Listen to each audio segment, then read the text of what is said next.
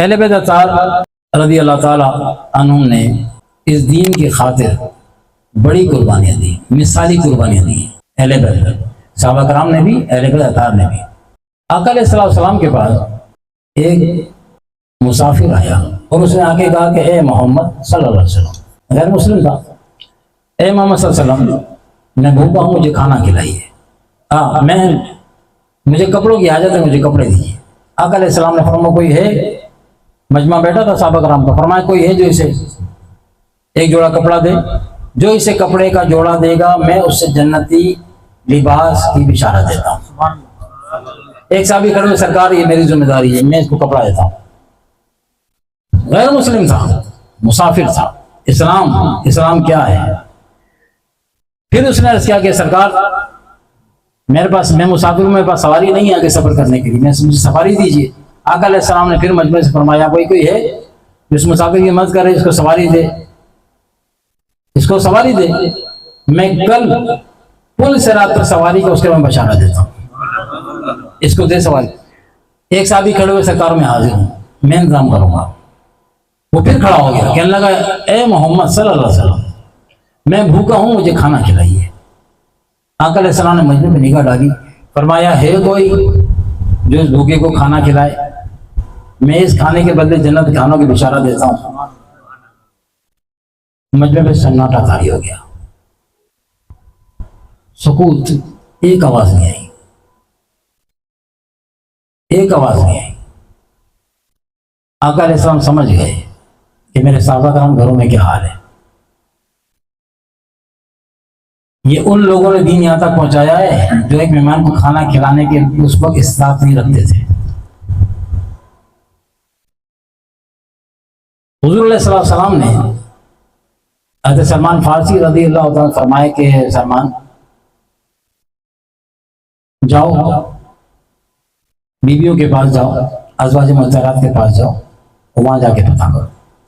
وہ ایک آقا علیہ السلام کے در پہ گئے، زوجہ محترمہ کے پاس گئے اور وہاں جا کے دروازہ بجایا، وہاں جواب یہ ملا کہ گھر میں کھانے کو کچھ بھی نہیں ہے۔ حضور کے اپنے گھروں میں کھانے کو کچھ نہیں تھا کہ مہمان کی خاطر توجہ کی جا سکے۔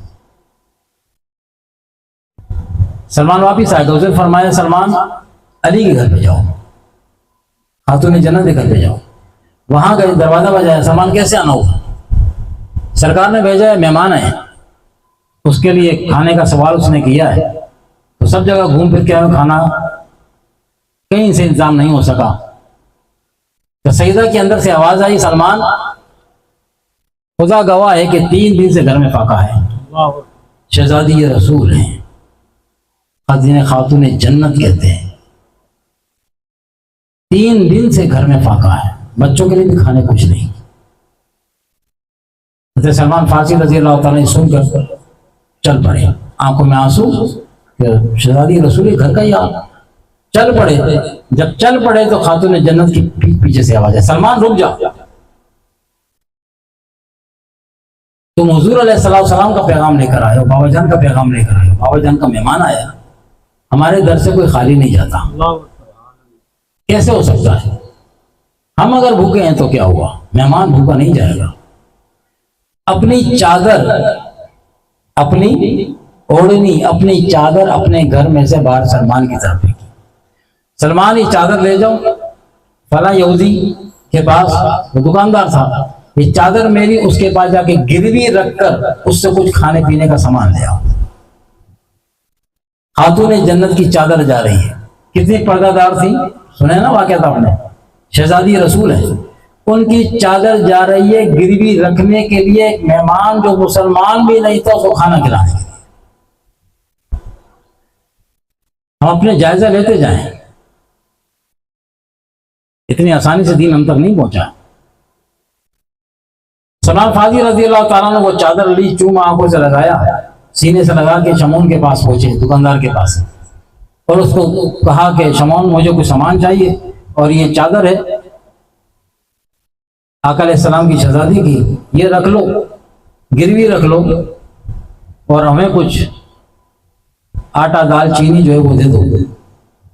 شمعون نے وہ چادر رکھ لی اور سامان تولنے لگا۔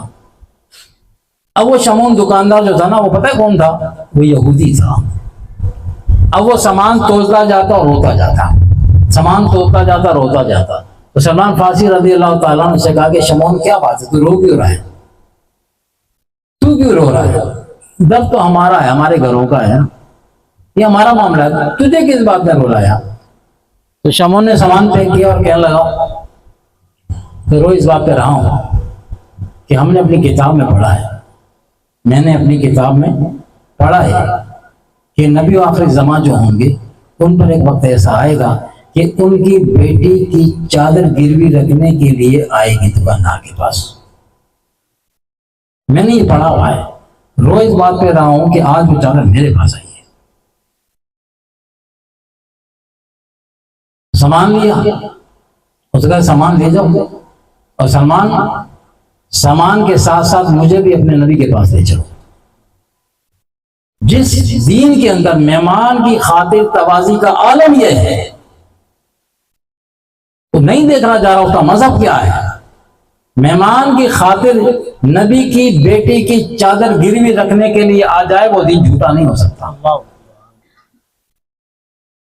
تو سلمان مجھے لے کے چلو، میں ابھی تمہارے دین میں داخل ہونا چاہتا ہوں۔ نہ خاتون جنت نے اس سے کہا، نہ سلمان فارسی نے اس سے کہا کہ تم مسلمان ہو جاؤ، کوئی دعوت نہیں دین کی۔ کردار بولا، ہمارے پاس قول بہت ہے، کردار نہیں ہے۔ ہمارے پاس باتیں بہت ہیں، کردار نہیں ہے۔ اسلام کہتا ہے پہلے کردار سازی کرو، جب کردار سازی کرو گے نا پھر بولو گے، پھر اثر آئے گا۔ مگر ہم کردار سازی کی طرف جانا ہی نہیں چاہتے نا، وہ مشکل کام ہے، اور اس مشکل میں ہی بقا ہے۔ جنت مسائل کے پیچھے اللہ نے فرمایا ہے، جنت مصیبتوں کے پیچھے ہے، اور جہنم آسائشات میں گھیر دی گئی ہے جہنم۔ تو یہ دیکھیں کہ وہ ایک یہودی، صرف یہودی مسلمان نہیں ہوا، جب وہاں معاملہ پیش ہوا اور وہ جس مہمان کو کھانا کھلایا گیا، جب اس پہ سارا راز کھلا نا، وہ بھی مسلمان ہو گیا۔ تو ہماری تاریخ تو یہ ہے، اثار و قربانی کی ہماری تاریخ تو یہ ہے، ہم تو ایک دوسرے کے گلے کاٹ رہے ہیں، ہم ایک دوسرے کے بھائی کا گلا کاٹ رہا ہے، حتیٰ کہ اولاد پراپرٹی لینے کے نام پر، اپنا حصہ لینے کے نام پر ماں باپ کو دھکے دے رہی، گھروں سے نکال رہے، ہمارا حصہ میں، ماں باپ کی زندگی میں کہتے ہیں ہمیں ہمارا حصہ دو۔